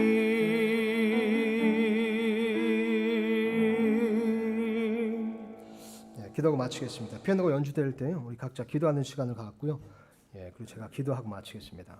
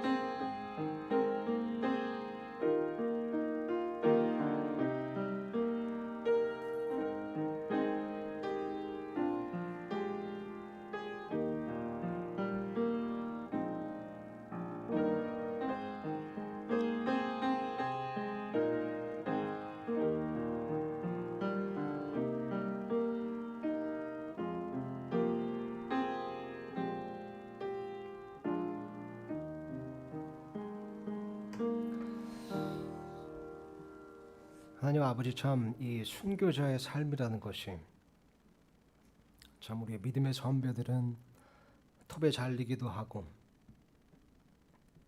참 목숨을 잃기도 하고 고문을 받기도 하고 참 그런 것도 참 귀한 순교자의 삶이었지만, 또한 이 시대를 사는 우리에게 있어서 순교자의 삶이라는 것, 이것은 정말 세상 모든 사람들이 가는 그 길, 찬성하는 그것, 물들어 있는 그것을 향해 노라고 말할 수 있는 그런 신앙의 순교를 지키는 것임을 이 시간 깨닫습니다. 아버지, 정말 아버지께서도 알아주시리라 믿습니다. 우리가 사는 이 마지막 때 정말 위험한 날들이어서 조금만 눈을 돌려보면 정말 타락한 세상의 문화와 정말 그렇게 열악한 사악한 그런 문화로 찌들어 있는 그런 환경을 우리가 보게 됩니다. 그럼에도 불구하고 아버지, 마치 작은 불꽃처럼 정말 이런 어려운 상황 가운데서도, 어려운 환경 가운데서도 끝까지 그리스도의 순결한 신부로서 믿음을 지키고 하나님을 향한 행위를 갖는 성도들이 있음에 감사드립니다. 아버지 우리가 이 행위를 끝까지 지키고 붙들게 해 주시옵소서. 발람의 교리 같은 그런 혼합된 교리, 세속적인 교리, 물질적인 교리 그런 것들을 붙들지 아니하고 니골라당의 교리를 붙들지 아니하고 정말 순수하게 하나님의 말씀 그 진리만을 붙들며 오직 우리의 시선을 하늘에 고정하고 하나님께서 앉아 계신 그 왕자에 고정하는 우리 모두가 될 수 있도록 도와주시옵소서. 아버지 이 어두운 세상, 이 어두운 환경, 이 어두운 시대 가운데서도 정말 예수님께서 그 순결한 신부를 찾으실 때에 우리 각자 나 자신이 그런 예수님의 신부가 될 수 있도록 도와주시옵소서. 아버지 이번 한 주도 우리가 함께 하심을 믿습니다. 보호의 울타리를 둘러주셔서 마귀의 시험으로부터 굳게 지켜주셨고 우리에게 믿음을 허락해 주시고 또 그 믿음에 따른 행위를 허락해 주셔서 이번 한 주도 승리하는 삶, 그래서 하나님께 영광이 되고 기쁨이 되는 삶이 되게 하여 주시옵소서. 아버지 다시 한번 간구드리옵기는 우리가 계획하고 있는 바가 하나님을 앞서지 않게 해주시고 오직 하나님의 뜻과 계획이 이 교회 그리고 우리의 삶에 이루어졌으면 좋겠습니다. 감사드리며 이 모든 것을 우리를 구원하신 주 예수 그리스도의 이름으로 기도드렸습니다. 아멘. 예, 교회 소식 전하고 마칠 텐데 일단 우리 이거 온라인 예배에 대해서 이제 궁금하신 분들이 있을 겁니다. 일단 오늘 이제 오후에 또 발표를 한다고 그랬죠. 이제 어떻게 할지를 그리고 이제 저한테 문자가 또 이제 온 것은요. 이렇게 이제 공문이 내려왔다고 합니다. 일단은 뭐 변수가 없는 한 9월 20일 24시까지 대면 예배는 불가하며 이제 문자 내용 그대로 읽어드리겠습니다. 불가하오며 이제 그 다음부터 이제 대면 예배 가능하다 이런 이제 문자가 온 겁니다. 9월 20일 까지 그래서 이제 온라인 예배 이제 비대면 예배로 해달라는 이제 협조 요청이 이제 문자가 왔습니다. 그래서 일단은 그렇게 여러분 이제 참고하시면 될 것 같고요. 또 상황이 이제 변하고 이러면서 또 이런 것에는 이제 또 변수가 있을 수 있습니다. 그래서 그렇게 또 변화가 있을 때 제가 공지해 드리도록 하겠습니다. 그리고 또 한 가지 이제 공지사항은요. 우리 저기 슬라이드 한번 보여주세요. 우리 저기 우리 지난주 2주 전인가요? 벌써 1주 전인가요? 우리 그 새벽 기도 이렇게 아침에 했었잖아요. 그래서 그거에 대해서 이걸 계속 이어가자 하는 이제 소망이 있었고 좀 이렇게 나름 기획을 해봤습니다. 일단 이 월화수목금 오전 7시에 요거는 이제 아침 큐티의 성격으로 좀 하려고 합니다. 그래서 이제 제목을 시편으로 시작하는 하루 이렇게 정했습니다. 그래서 매일 아침에 월요일에서 금요일 매일 아침 7시에 이제 실시간 온라인 유튜브 이제 온라인 예전에 했던 것처럼요. 그래서 이렇게 찬양 한 곡 부르고 좀 더 이제 간소했습니다. 찬양 한 곡 부르고 이제 시편 말씀으로 한 10분에서 15분 정도 이렇게 이제 나누고 묵상하는 시간 혹은 그 시편을 조금 나름 이제 묵상 강의하는 시간을 좀 갖고요. 그러고 난 다음에 나머지 15분 동안은 그동안 저희가 이제 지난 새벽 기도회를 통해서 정리했던 기도 제목들이 있잖아요. 그 슬라이드를 제가 이제 자동으로 넘어가도록 이제 틀어드리겠습니다. 그러면 여러분 각자 개인이 기도하시는 그런 순서와 구성으로 이제 가려고 합니다. 그래서 요것은요 일단 개인 큐티에 좀 더 초점을 맞췄고요. 그래서 이렇게 같이 함께하는 큐티 시간 이렇게 이제 했고요. 그리고 이제 함께 이렇게 합심해서 기도하는 기도회는 이제 종종 또 정기적으로 좀 가질 생각이 있습니다. 지금 일단 생각하는 것은 예를 들면 매달 마지막 주 금요일 밤에 또 이것도 이제 실시간으로 그렇게 아예 기도회만 진짜 이렇게 집중하는 그런 시간으로서 이제 기도회를 좀 가지려고 하고요. 그리고 또 7시라고 이렇게 정한 이유가 예전에 이제 6시 반이었는데 이게 이제 이유가 몇 가지가 있습니다. 여러 가지 이제 고려해서 이렇게 나름 이제 절충안을 마련한 건데 뭐 그 이유는 뭐 다 설명드릴 수 있으면 예를 들면 그 중에 하나는 또 이렇게 특별 새벽 기도회 일주일 동안 할 때 또 6시 반에서 7시까지 이렇게 이제 하게 되다 보니까 이제 그 시간을 이제 또 확보하고자 하는 그런 이제 의미도 있고요. 또 여러분의 이제 의견을 종합해 봤을 때 일찍 일어나시는 분들은 뭐 준비하시면서 이렇게 이게 또 이제 아침 큐티 성격이 있으니까 들으시면서 이게 출근 준비를 하시거나 출근하시거나 할 수 있고 조금 출근이 늦으신 분들은 이때 이 큐티와 함께 일어나셔도 되는 시간이어서 이어서 7시가 조금 적절하다 이렇게 생각을 했습니다. 여전히 사실 제가 좀 고민하는 게 있긴 합니다. 그러니까 이제 매일 시편 묵상을 1편부터 쭉 이제 묵상을 할 건데요. 처음에 제가 생각한 것은 하루에 한 편씩 이렇게 좀 묵상하는 거였습니다. 근데 아시다시피 시편을 읽다 보면요, 이게 한 구절 한 구절이 진짜 보화와 같습니다. 이 하나님 말씀이 다 그렇죠. 근데 특히 시편 말씀은 정말 이 시편 이 한 절 한 절이 너무 이 귀한 말씀이고 너무 이 감명이 되고 또 우리 삶에 또 이렇게 비춰보면 정말 은혜가 되는 이제 구절들이 있어서 한 편을 이 15분 안에 할 경우 또 이렇게 그냥 훑고 지나가야 되는 건 좀 아쉬움이 있습니다. 그래서 요거를 이제 진도 빼는 것에 너무 급급하지 말고 그냥 좀 이렇게 물론 하루에 한 절까지는 아니지만 이렇게 좀 깊이 좀 곰곰이 생각해보고 묵상해 볼 수 있는 부분들은 좀 시간이 걸리더라도 좀 한 절 한 절 이렇게 보는 시간으로 가져갈지 아니면 그냥 하루에 한 편씩 해서 진도를 확 빼버릴지 그런 좀 고민이 지금 아직까지도 좀 있긴 합니다. 그래서 이걸 제가 오늘 중으로 좀 결정을 해서 이거를 내일부터 좀 시작을 하려고 합니다. 그래서 내일 아침 7시부터 시작을 할 것이고요. 제가 말씀드린 그런 방식으로 진행을 하도록 하겠습니다. 그래서 어쨌든 시편으로 시작하는 하루. 뭐 이것은 제가 뭐 누누이 강조해도 지나치지 않습니다. 참 이 하나님의 말씀으로 하루를 시작한다는 것이요. 특히 또 이 시편 말씀. 이거 에피소드 1은 왜 시편 묵상이 중요한가 이렇게 샘플을 이렇게 일단 해놓긴 했는데요. 정말 이 시편 묵상 저도 이게 살면서 어렸을 때부터 시편을 한 편씩 이렇게 매일 이렇게 묵상했는데 와 정말 끝내줍니다. 그래서 이 시편 말씀을 곰곰이 생각해서 이것을 생각과 마음에 가득 채우고 하루를 시작했을 때 여러분의 삶 가운데 분명히 변화가 있을 겁니다. 분명히. 게다가 또 이 시편 말씀을 1편부터 150편까지 한 절 한 절 깊이 좀 곰곰이 이렇게 묵상하고 한다면 여기 한번 또 시편 끝까지 처음부터 끝까지 딱 이렇게 정리해 보는 거잖아요. 그런 부분에 있어서 또 의미가 있을 거기도 하고요. 이게 깊이 묵상한다, 이 깊이 말씀을 본다 이것에 대해서 또 어떤 분들은 이거를 이 되게 교리적, 지식적인 것을 또 얘기하시던데 제가 말하는 깊이 묵상한다는 것은 곰곰이 생각하는 겁니다. 이 말씀을 곰곰이 생각해보고 이 말씀을 거울로 삼아서 나 자신의 삶과 내 모습을 곰곰이 살피고 내 마음을 이 시편이 감찰하게 하는 것.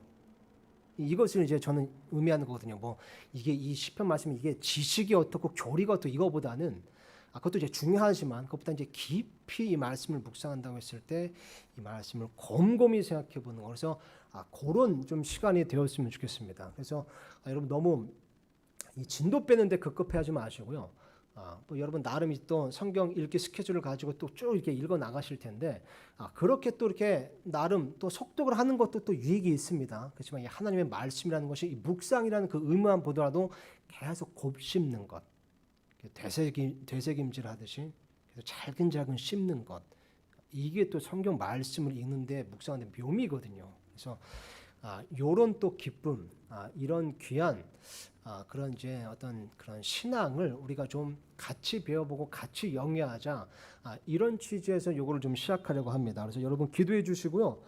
제가 요거를 이번 주 내일부터 시작할지 좀 고민이 있었습니다. 왜냐면 제가 환절 기간 되면 정신을 못 차려요. 오늘 좀 상태가 괜찮은데 막 아침부터 이렇게 막 뜨거운 물을 막 계속 들이부어야 이게 상태가 좀 괜찮아집니다. 그래서 내일 아침부터 특히 아침에 환절기 환자들이 아침에 되게 심하거든요. 그래서 막 이게 토끼 눈이 돼 있을지도 모릅니다. 콧물 막 흘리면서 이렇게 할 수도 있는데 저를 위해서도 기도해 주시고요. 어쨌든 여러분의 유익을 위해서 그리고 또 하나님께 기쁨이 되고 영광이 될 줄 믿습니다. 그래서 그런 우리의 귀한 신앙의 순결의 그런 생활을 위해서 함께 참여해 주시고 혹시 이 시간에 이제 부득이하게 못 참여하시는 분들은 이걸 이제 나중에 그 묵상 부분만 편집해서 또 업로드를 할 겁니다. 그런 것들에 함께 해주셔서 어쨌든 시편을 처음부터 끝까지 여러분 이렇게 여러분의 것으로 만드시고 섭렵하시고 잘 여러분의 삶 가운데 정리하셨으면 좋겠습니다. 여기까지고요.